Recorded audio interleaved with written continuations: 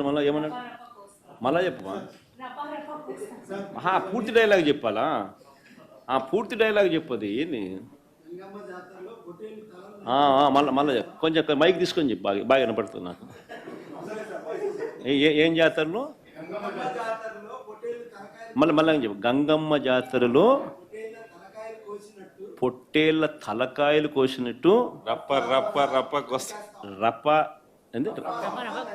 రపా రప రపా రప నరికేస్తాం అది ఒక పోస్టరా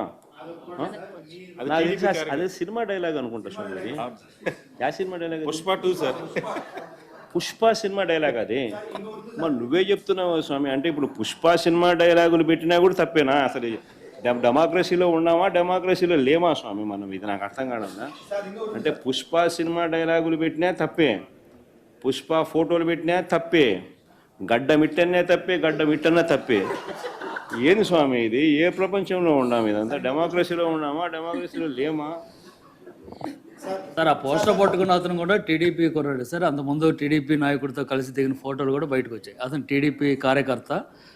టీడీపీ సంబంధించిన మెంబర్షిప్ కార్డు కూడా ఉంది అతని కానీ అతను మీ పార్టీకి సంబంధించిన వ్యక్తిగా